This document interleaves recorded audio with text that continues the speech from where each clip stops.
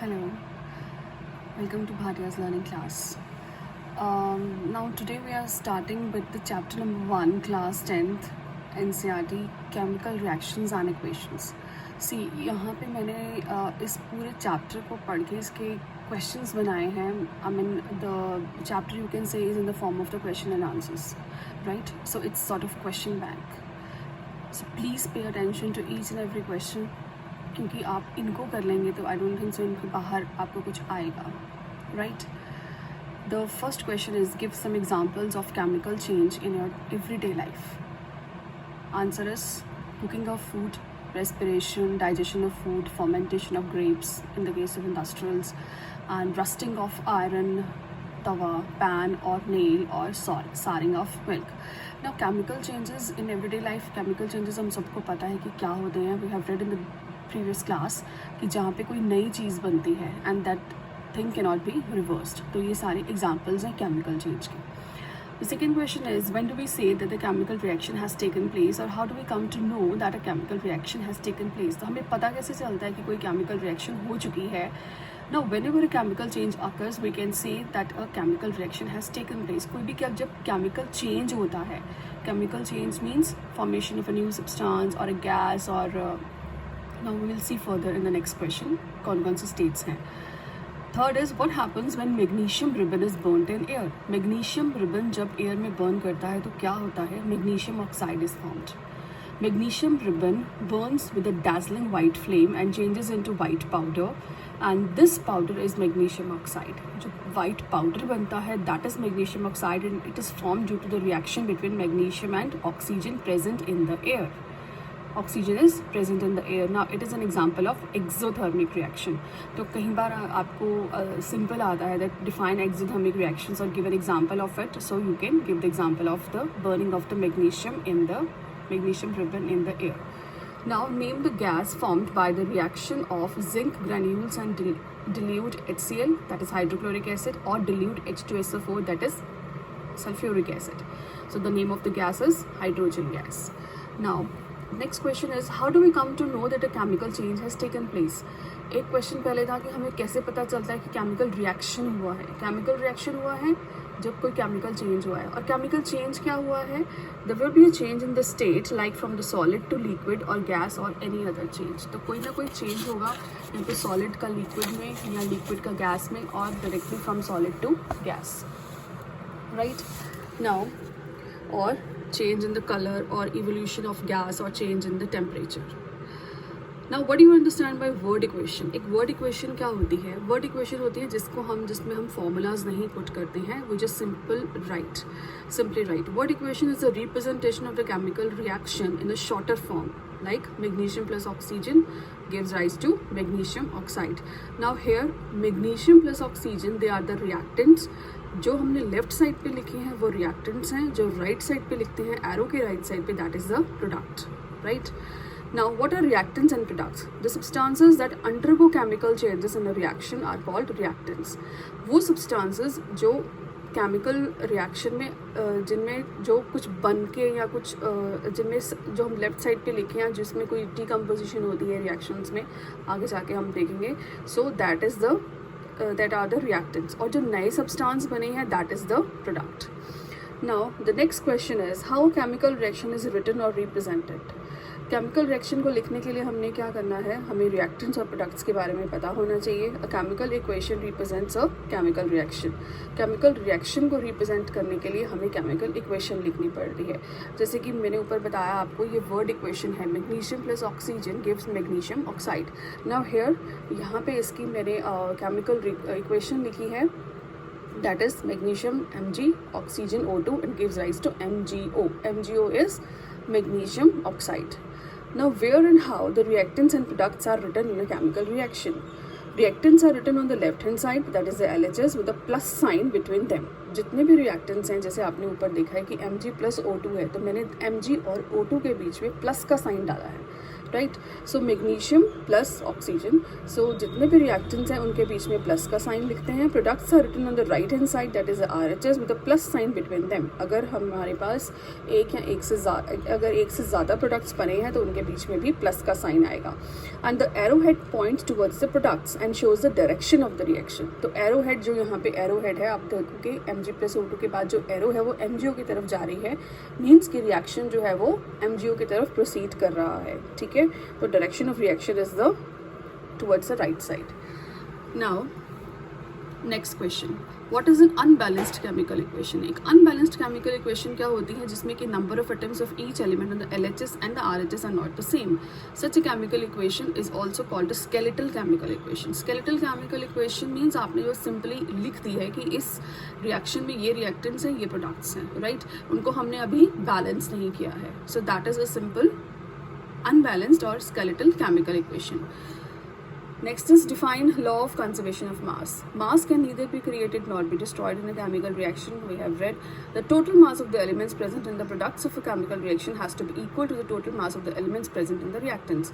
देखिए, जितने भी chemical reactions हैं उसमें कुछ बन रहा है, कुछ टूट रहा है, तो mass को हम ना तो create कर सकते हैं ना destroy कर सकते हैं. तो that is changing from one form to another, right. तो total mass जो है वो products का और reactants का same ही रहेगा. Why do we need to balance a skeletal chemical equation? This is because according to the law of conservation of mass, the total mass है that can neither be created nor be destroyed. So the number of atoms of each element remains the same before and after a chemical reaction, and hence we need to balance a skeletal chemical equation.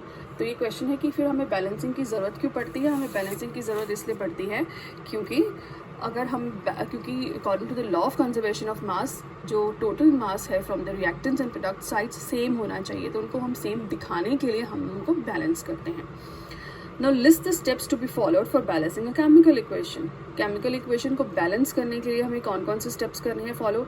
The number 1 is write down the chemical equation in the form of a word equation keeping the reactants on the LHS and products on the RHS. ठीक है, तो हमने पहले reactants and products लिख देने हैं. Reactants on the left hand side and products on the right hand side. Put the symbols and formula of all the reactants and products in the word equation. अब word equation लिखने के बाद उसके नीचे हम उसके फॉर्मूलाज लिख लेंगे. Balance the equation by multiplying the symbols and formulae of the smallest possible figures. Do not change the formula to balance the equation. अब हमने बैलेंसिंग करनी है तो हमें स्मॉलेस्ट नंबर से स्टार्ट करना है, राइट. अब ये नहीं है कि हम फॉर्मूला भी हम चेंज नहीं कर सकते. दिस इज़ अ रूल कि you can not, to balance the equation you can not change the formula. Now it is often convenient to start balancing with the compound that contains a maximum number of atoms, and that compound select the element which has a maximum number of atoms. ठीक है, तो balancing करने के लिए हमने use करना है कि जिसमें वो कंपाउंड हमने लेना है जिसमें कि मैक्सिमम नंबर ऑफ एटम्स हैं, और उसमें भी जिसमें मैक्सिमम, और इन दैट कंपाउंड ऐसा एलिमेंट जिसमें मैक्सिमम नंबर ऑफ एटम्स होंगे. To equalize the number of atoms, it must be remembered that we cannot alter the formula of the compounds or elements involved in the reactions. ठीक है, तो जो number of atoms को equalise करने के लिए मैं फिर से कह रही हूँ आपको कि यहाँ पे हमें ये याद रखना है कि हम फॉर्मूलाज को चेंज नहीं कर सकते अपनी मर्जी से. We just need to add the number of the atoms का जो नंबर है वो हम बढ़ा सकते हैं just to balance the equation, right. Now, what is the name of the method used for balancing the chemical equations? That is a hit and trial method, as we make trial to balance the equation by using the smallest whole number coefficient. इसको hit and trial method कहते हैं. हम balance करके देखते रहते हैं starting from the lowest number कि कहाँ पे equation जाके balance होगी. How can we make chemical equation more informative? Chemical equation से हमें और ज़्यादा इन्फॉर्मेशन कैसे पता चल सकती है, मतलब हम किस तरह से केमिकल इक्वेशन लिखें कि हमें उसमें उस इक्वेशन को ही देख के हमें ज़्यादा से ज़्यादा इन्फॉर्मेशन मिले. Number 1, by mentioning the physical state of the reactants and products along with their chemical formulae. The gaseous, liquid, aqueous and the solid state of reactants and products are represented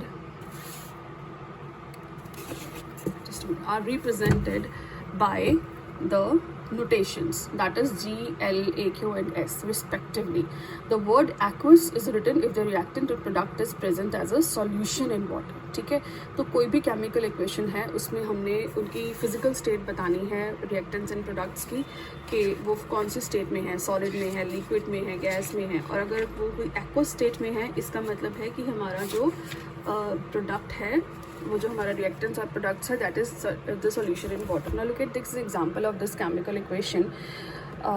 ये है chemical equation involving calcium hydroxide. ठीक है, calcium hydroxide का हमने formula लिखा CaOH twice. Now aqueous इसकी हमने physical state है because it is dissolved in water. Plus का साइन देखें क्योंकि हमारे पास यहाँ पे दो रिएक्टेंट्स हैं, that is the calcium hydroxide and the carbon dioxide. Carbon dioxide यहाँ पे गैशियस फॉर्म में है, we have written G। Now it arrow is towards the right side, तो रिएक्शन क्या बन रही है हमारी, प्रोडक्ट्स क्या बन रहे हैं, CaCO3 that is the calcium carbonate, और ये S लिखा हुआ है means it is formed in the solid form, plus water H2O, L means it is formed in the liquid state, right? So in this way, by writing these reactions mentioning the physical state and the formulas and the other things, we can make the chemical equation more informative. Now, and second point इसमें है by mentioning the reaction conditions such as temperature, pressure, catalyst etc. for the reaction above or below the arrow in the equation. आपने कहीं उसमें लिखा होगा, उसमें formulas में आपने देखा होगा इक्वेशंस में कि हम एरो के ऊपर कुछ कंडीशंस लिख देते हैं ताकि हमें पता चले कि जो हमारी इक्वेशन है उसमें टेम्परेचर बढ़ रहा है कि कम हो रहा है। Just look at this, here is an example.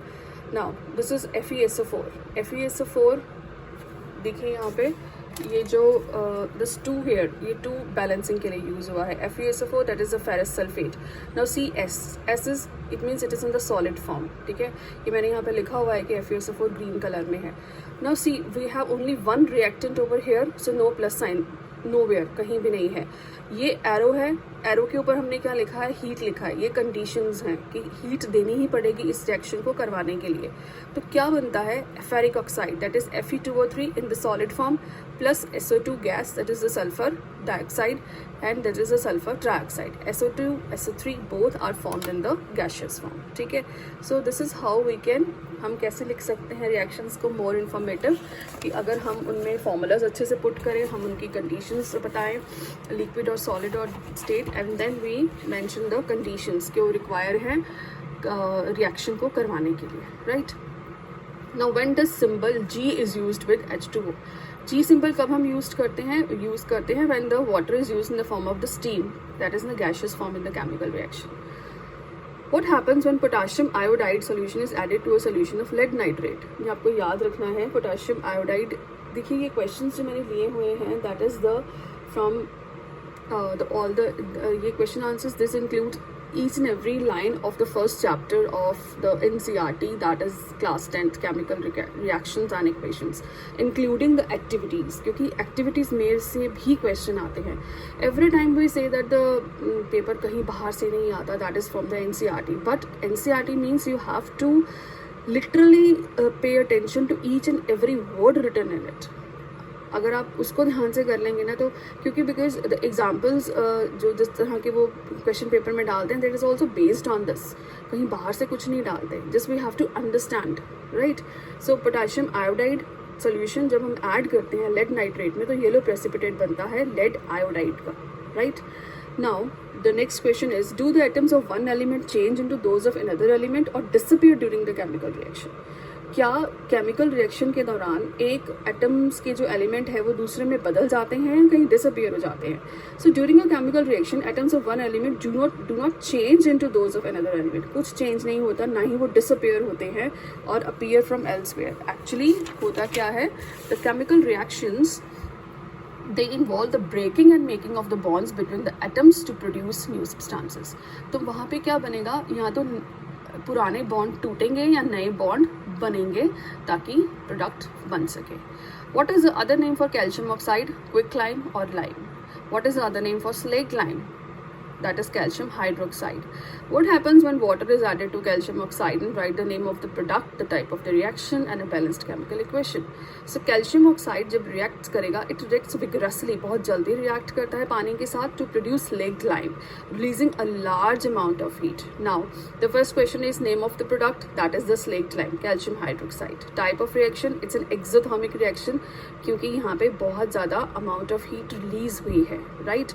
So balanced chemical equation, CaO, that is in the solid form, quicklime, another name is calcium oxide, plus water, that is in the liquid form, gives rise to calcium hydroxide, CaOH twice, it is in the aqueous form, it is formed in water, right? Name of the product, calcium hydroxide. Name of the reaction, combination reaction and exothermic reaction.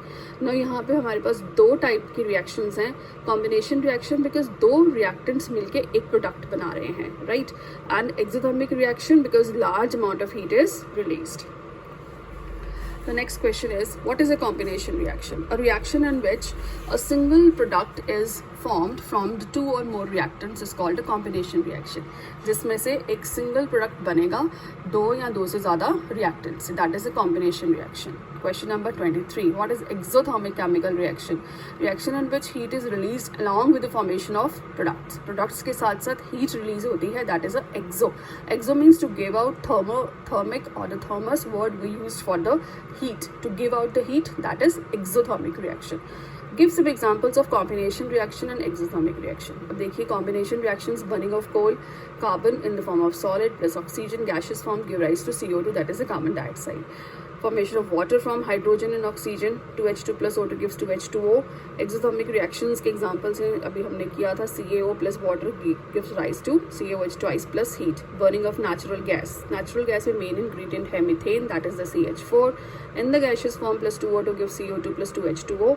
Then the respiration. जो respiration की जो equation है हमारे body में लगातार होती है, that is C6H12O6, that is glucose aqueous form में गिव प्लस 6O2. ये बैलेंस की हुई है इक्वेशन यहाँ पे. Glucose plus oxygen plus water gives rise to carbon dioxide plus water plus energy. This is the energy carbon dioxide, जो ये carbon dioxide है जो हम रिलीज करते हैं when we breathe out, and the energy, this energy is used by us to or by any other living being to carry out the life processes. Then decomposition of vegetable matter into compost. ठीक है, तो exothermic reaction की एक और example भी है कि जो vegetable matter है जो उसकी composting होती है, that is actually the decomposition reaction. So a lot of products are formed along with the release of energy, right? And then again exothermic, 2Mg plus O2, magnesium plus oxygen give magnesium oxide. Now give two examples of reactions where a single product is formed along with the release of energy, that is both combination and exothermic. Again, magnesium plus oxygen give magnesium oxide and CaO plus water give calcium hydroxide. Name the process by which energy is produced in our body. Respiration. Respiration कहाँ होती है? Inside the cells of our body. Name the simplest carbohydrate which combines with oxygen to produce energy, that is glucose. The formula is C6H12O6. Which chemical is used for white washing the walls? Slaked lime. Calcium hydroxide को use करते हैं white wash करने के लिए. How calcium carbonate is formed from the calcium hydroxide. अब calcium hydroxide से calcium carbonate कैसे बनता है? अभी हमने example किया था ये. Calcium hydroxide reacts slowly with the CO2. Calcium जो हाइड्रोक्साइड है वो स्लोली रिएक्ट करेगा CO2 के साथ, ठीक है, in the air to form a thin layer of calcium carbonate on the walls, right. So that is the calcium carbonate CaCO3. आपको ये रिएक्शंस याद रखनी है. Give the chemical formula of marble. Marble is also called limestone, it is CaCO3. What is decomposition reaction? जिसमें एक single reactant break down करेगा to give rise to simpler products like FeSO4. हमने अभी किया था जब हमने when we discussed about the conditions required for the chemical reaction. So FeSO4 give rise to Fe2O3 plus SO2 plus SO3, that is ferrous sulfate crystals. Ferrous sulphate के crystals हैं because 7 water है, lose water when heated, तो ये पानी lose कर देते हैं and the colour of the crystal green changes. It then decomposes to ferric oxide, sulphur dioxide and sulphur trioxide. Next question, what is the colour of the ferrous sulphate crystals? Ferrous sulphate के crystals का colour क्या है? Green. See why we are concentrating on the colour. हम colour की बात यहाँ पे क्यों कर रहे हैं? क्योंकि कभी कभी सिंपल ऐसे क्वेश्चन आ जाता है that a green colour substance with some crystals of water, then it decomposes to form the products, some of the gaseous or some of the solid. So name the solid product form or name the two gases that are formed. ठीक है, तो उस case में हमने ये चीज़ें याद रखनी है. यही ट्विस्ट है और कुछ नहीं है. What is the color of the ferrous sulfate? That is green. Thermal decomposition, जब भी कोई decomposition reaction होती है carried out by heating, जब जहाँ पे कुछ भी डिकम्पोज करने के लिए हीट करने की ज़रूरत पड़ती है, so that is called as a decomposition reaction और rather thermal decomposition reaction. Example है CaCO3. हीट देंगे तो क्या, CaCO3 क्या है, लाइमस्टोन है, उसको हीट देंगे तो क्या बनेगा, CaO plus CO2, right. Give one use of lime or quicklime or CO. It is used on a large scale in the manufacture of cement and the glass. इसको हम use करते हैं बहुत ज़्यादा in the manufacturing of cement and the glass. Then what happens when lead nitrate is heated strongly? जब lead nitrate को बहुत strongly heat किया जाता है तो क्या होता है? This is a question from the NCERT. Lead nitrate colourless है, PbNO3 ट्वाइस सॉलिड फॉर्म में है. जब उसको हम डिकम्पोज करते हैं by giving the heat, then decompose करवाने के लिए हमें हीट या इलेक्ट्रोलाइसिस में जैसे कि इलेक्ट्रिक करंट देना पड़ेगा, राइट. देन तो क्या बनेगा, lead monoxide, that is the PPO which is yellow in colour.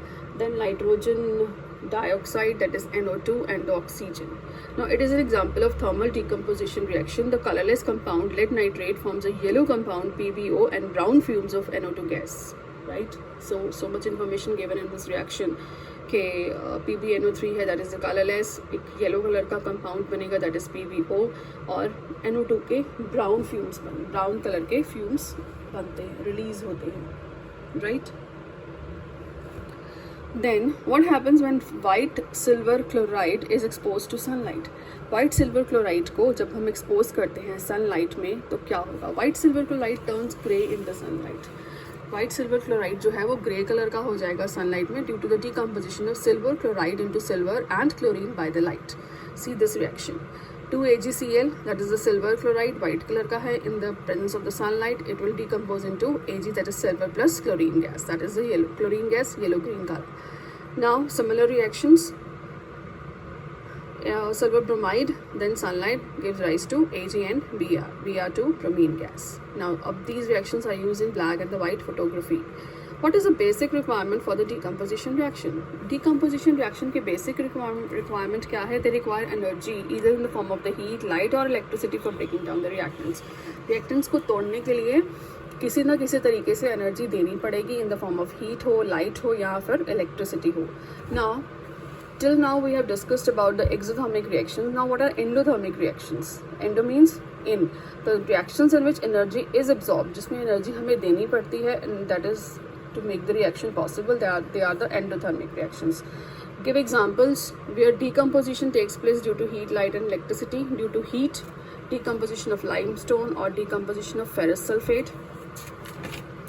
Then due to light, decomposition of silver chloride or silver bromide, and due to electricity, decomposition of water, or it is also called as the electrolysis of water.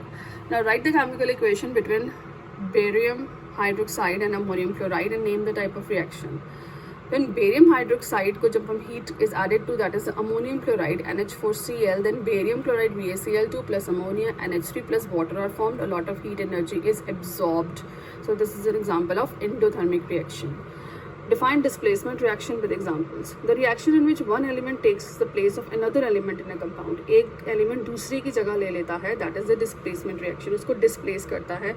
Simple as Fe plus CuSO4 gives FeSO4 plus Cu. नीचे मैंने colors लिखे हुए हैं, you have to remember it. That is the Fe grey in color, CuSO4 blue, FeSO4 green, and Cu red brown. In this reaction, blue color of the copper sulfate solution fades. Copper sulphate solution का blue colour fade हो जाता है क्योंकि green solution बनेगा, light green solution iron sulphate का, and a red brown coating of copper metal is formed on the surface of the iron metal. Now this displacement reaction occurs because iron is more reactive than copper. कोई भी metal दूसरे को displace क्यों करेगा? क्योंकि वो उससे ज़्यादा रिएक्टिव है, उससे ज़्यादा स्ट्रॉन्ग है, रिएक्टिव है वो उसको हटा के खुद रिएक्ट करेगा एलिमेंट के साथ. Now in the displacement reactions a more reactive element displaces a less reactive element from its compounds. Other examples are Zn, that is the zinc, plus CuSO4 gives ZnSO4 plus Cu, because Zn, that is zinc, is more reactive than copper. Then Pb, lead, plus CuCl2 copper chloride gives rise to PbCl2 plus Cu, that is the copper, red brown in color. Again, जो lead है, that is the more stronger or reactive than the copper, right? That is why it is displacing copper from the copper chloride. Name the two elements more reactive than copper and which can displace copper from its solution, that is the zinc and the lead. Now, what are double displacement reactions? Those reactions in which two compounds react by an exchange of ions to form two new compounds are called double displacement reactions. जिसमें कि दोनों तरफ ही change हो जाएगा. A double displacement reaction usually occurs in the solution and one of the products being insoluble precipitate out separates at a solid. Like see this an example, Na2SO4 plus BaCl2. अब यहाँ पे क्या है हमारे पास Na2SO4, that is the sodium sulfate. Sodium sulphate ने react किया barium chloride के साथ, तो यहाँ पे क्या बना, barium sulphate plus sodium chloride. Now barium sulphate that will precipitate out as a white precipitate, as a white substance, and then another example is AgNO3 silver nitrate plus sodium chloride give rise to silver chloride plus NaNO3, that is sodium nitrate, right? तो दोनों ही तरफ हमारे पास shuffling हो रही है, displacement हो रही है.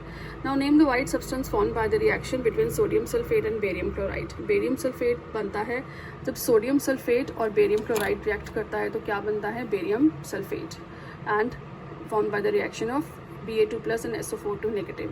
ये हमने आयनिक फॉर्म में रिएक्शन लिखी हुई है. What is a precipitation reaction? Any reaction in which an insoluble solid called precipitate is formed that separates from the solution. कि कोई किसी भी रिएक्शन में अगर कोई ऐसा सॉलिड सब्सटेंस बनेगा जो insoluble है, जो डिसॉल्व नहीं हो रहा और अलग से प्रेसिपिटेट आउट होता है, तो that is a precipitation reaction. Like the yellow precipitate of lead iodide, that is the PbI is produce along with potassium nitrate solution. ठीक है, यहाँ पे एग्जांपल है PbNO3 twice plus Ki, that is the potassium iodide, gives rise to lead iodide, that's yellow in color, or the potassium nitrate KNO3. This is a double displacement reaction. Next is, which type of the reaction takes place when acid reacts with base to form salt and water? जब भी acid और base की reaction होगी, so that is a double displacement reaction, and no PPT is formed as NaCl is soluble in water. NaOH plus HCl gives rise to NaCl plus water. Now give what are the oxidation and reduction reactions? Addition of oxygen to a substance called oxidation. Removal of hydrogen from a substance is also called oxidation. किसी भी substance में addition of oxygen हो या removal of hydrogen हो, both are called as the oxidation. And the addition of hydrogen to a substance is called reduction, or the removal of oxygen from a substance is called reduction. And the process of reduction is just the opposite of oxidation. ठीक है, तो आपको क्या याद रखना है, oxidation में addition of oxygen है या फिर रिमूवल ऑफ हाइड्रोजन है, जबकि रिडक्शन में एडिशन ऑफ हाइड्रोजन है या फिर रिमूवल ऑफ ऑक्सीजन है. Now define oxidizing agent and reducing agents. The substance which gives oxygen for oxidation, जो substance oxygen देता है oxidation के लिए, that is the oxidizing agent, या फिर जो दूसरे से hydrogen remove करवाता है. या और दूसरा reducing agent किसको बोलेंगे, जो हाइड्रोजन देता है, क्योंकि हमने क्या बोला यहाँ पे कि addition of hydrogen, तो जो substance हाइड्रोजन देगा for the reduction, that is called as the reducing agent, and the substance which removes oxygen is also called a reducing agent. Now what are redox reactions? The oxygen and reduction reactions are called redox reactions. RED for the reduction and OX for the oxidation. Give examples of redox reactions. See, when copper oxide is heated, copper oxide को जब हम heat करेंगे hydrogen के साथ, तो copper metal and water are formed. ठीक है, अब देखिए कॉपर ऑक्साइड से ऑक्सीजन रिमूव हो रही है, removal of oxygen is reduction. It means copper oxide is getting reduced to the copper. Hydrogen में एडिशन ऑफ ऑक्सीजन हो रही है, that is the oxidation. So is means hydrogen is getting oxidised. So copper oxide is being reduced to copper as oxygen is being removed from the CuO. आपको reason भी देना है कि copper oxide क्यों हम कह रहे हैं कि रिड्यूस हो रही है, क्योंकि उसमें से ऑक्सीजन रिमूव हो रही है. ठीक है, हमने कहा है ना, the removal of oxygen is a reduction. Now hydrogen is being oxidised, क्योंकि उसमें ऑक्सीजन ऐड हो रही है and it is forming the water, so oxidation and reduction occur together. इस केस में ऑक्सीडाइजिंग एजेंट कौन है? CuO, because it is giving oxygen for the oxidation of hydrogen. Hydrogen की ऑक्सीडेशन हो रही है, कौन करवा रहा है? Copper oxide. कॉपर ऑक्साइड क्या दे रहा है यहाँ पे? Oxygen. So copper oxide is the giving oxygen, it is oxidising agent. And reducing agent कौन है यहाँ पे? द हाइड्रोजन, क्योंकि that is responsible for removing oxygen from CuO, क्योंकि उसकी वजह से ही CuO को ऑक्सीजन देनी पड़ रही है। So substance oxidised H2, substance reduced Cu, oxidising agent CuO and reducing agent H2. The above reaction is also example of displacement reaction, right? Another example is hydrogen sulfide reacts with chlorine, then sulfur and hydrogen chloride are formed. Hydrogen sulfide H2S plus chlorine gives sulfur plus 2HCl. Now यहाँ पे आप देखिए कि hydrogen sulphide से hydrogen release हो रही है, अलग हो रही है, रिमूव हो रही है। Removal of hydrogen, that is again the oxidation. और दूसरे क्लोरीन में क्या हो रहा है? एडिशन ऑफ हाइड्रोजन हो रही है, that is the reduction. So chlorine is removing the hydrogen from hydrogen sulphide. Chlorine की वजह से हाइड्रोजन सल्फाइड से हाइड्रोजन निकल रही है, सो क्लोरीन ऑक्सीडाइजिंग एजेंट है। और हाइड्रोजन सल्फाइड क्या है? It is being oxidised to sulphur as hydrogen is being removed from the hydrogen sulfide. Chlorine is being reduced to hydrogen chloride as hydrogen is being added to chlorine, and H2S is supplying hydrogen to chlorine for reduction, so hydrogen sulfide is the reducing agent, right? So look at it again. Chlorine क्या कर रहा है? Hydrogen remove करवा रहा है hydrogen sulphide से। Remove करवाने वाला क्या है? ऑक्सीडाइजिंग एजेंट है, ठीक है। अब H2S से हाइड्रोजन सल्फाइड से जब हाइड्रोजन रिमूव हो रही है, ठीक है, so it is getting oxidised क्योंकि उससे हाइड्रोजन रिमूव हो रही है। Now come to the chlorine. Chlorine में क्या हो रहा है? क्लोरीन जो है that is reduce to hydrogen chloride, उसमें एडिशन ऑफ हाइड्रोजन हो रही है, सो उसमें क्या हो रहा है? That is reduction. Now who is supplying hydrogen for the, इस क्लोरीन में हाइड्रोजन क्लोराइड को ऐड करवाने के लिए हाइड्रोजन दे कौन रहा है? Hydrogen sulphide. Hydrogen sulphide is supplying hydrogen to the chloride for reduction, so that is the reducing agent. Again substance oxidised H2S क्योंकि उसमें से रिमूवल ऑफ हाइड्रोजन हुई है। Substance reduced Cl2 because addition of hydrogen हुई है chlorine में। Oxidising agent Cl2 है क्योंकि Cl2 की वजह से हाइड्रोजन सल्फाइड में से हाइड्रोजन निकल रही है। रिड्यूसिंग एजेंट क्या है? H2S है क्योंकि वो हाइड्रोजन दे रहा है to the hydrogen chloride, right? So in oxidation and reduction reactions, the substance which gets oxidized is the reducing agent, and the substance which get reduced is the oxidizing agent. ये भी आपको याद रखना है कि जो substance oxidize हो रहा है वो reducing agent है। अब यहाँ पे देखिए oxidize कौन हो रहा है? कौन oxidize हो रहा है? H2S. H2S oxidize हो रहा है, इसलिए वो रिमूवल ऑफ हाइड्रोजन हो रही है, इसलिए वो रिड्यूसिंग एजेंट है। एंड द क्लोरीन, क्लोरीन क्या हो रहा है? Chlorine is getting reduced, so that is the oxidising agent. What happens when copper powder is heated and then hydrogen gas is passed? जब कॉपर पाउडर को heat करते हैं तो वो कंबाइन करता है ऑक्सीजन के साथ and to form the black copper oxide. And when hydrogen gas is passed over this heated material, अब कॉपर कंबाइन करेगा ऑक्सीजन के साथ तो क्या बनेगा? Copper oxide. कॉपर ऑक्साइड के ऊपर जब हम हाइड्रोजन गैस पास करेंगे then the black coating turns brown as a reverse reaction takes place and the copper is obtained. तो ब्लैक कोटिंग जो पहले बनी थी कॉपर ऑक्साइड की वो दोबारा से रिवर्स हो जाएगी और हमारे पास दोबारा से कॉपर आ जाएगा। Explain the following equations in terms of oxidation and reduction reactions. Some equations are given in the NCERT. Just have a look.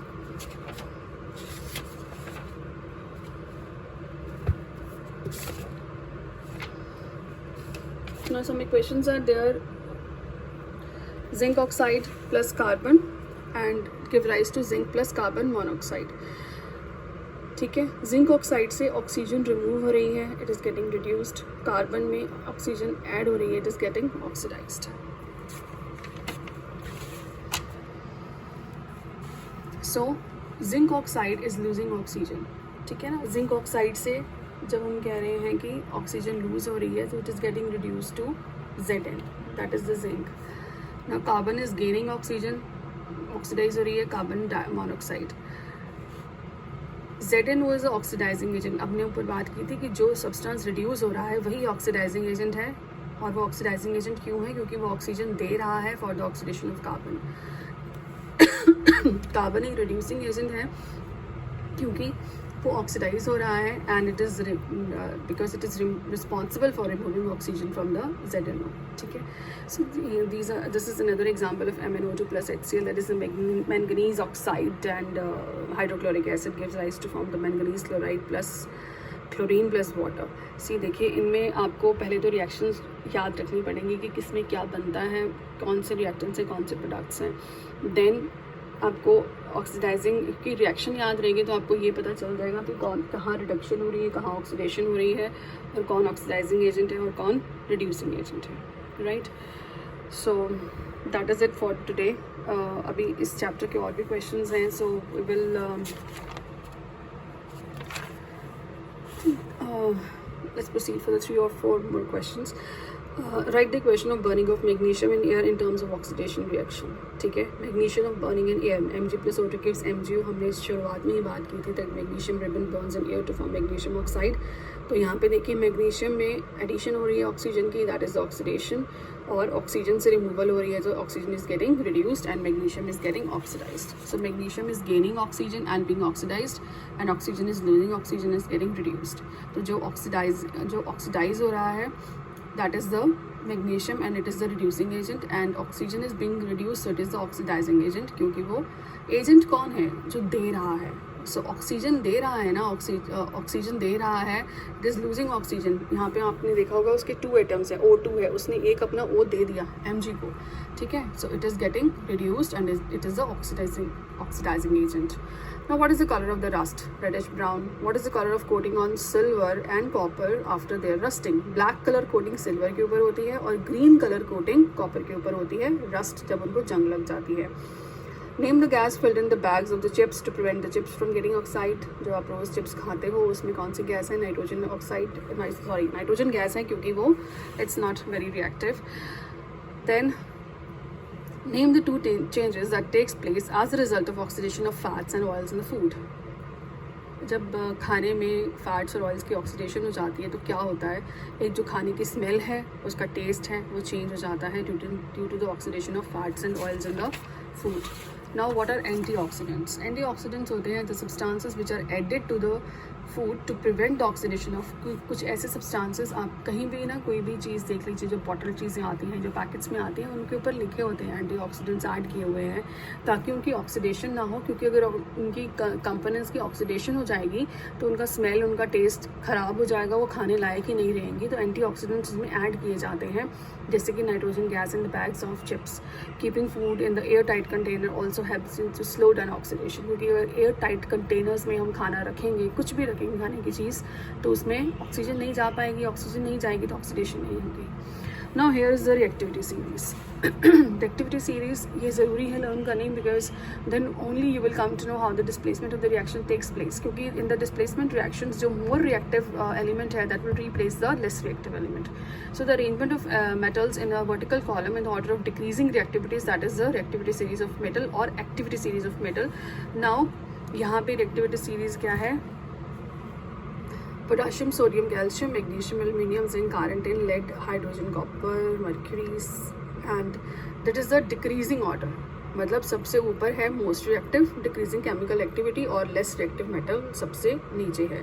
ठीक है, तो जो हाइड्रोजन से ऊपर हैं, these metals are more reactive than hydrogen, और जो हाइड्रोजन से नीचे हैं they are less reactive than hydrogen. Means जो हाइड्रोजन से ऊपर है they can replace the hydrogen from its chemical reaction, from its compound, right? So this is almost all the topics I have covered of this book. The one which is left is I think a little bit of rancidity के बारे में मैंने आपको कुछ idea दे दिया है। that is the oxidation जब होती है of the food stuff, of the oils and the substances present, so the food turns rancid, जिसकी smell और taste चेंज हो जाता है, जो खाने लायक नहीं बनता है, that is the rancid food, right? So I hope this will help you a lot, and ये मैंने ऑलमोस्ट सारा चैप्टर कवर किया है in the form of the question bank. So please go through this video and at least 61 questions I have made and the answer also given. So the next I'll come up with the next question bank is of the chapter 6, life processes. Okay, so thank you so much.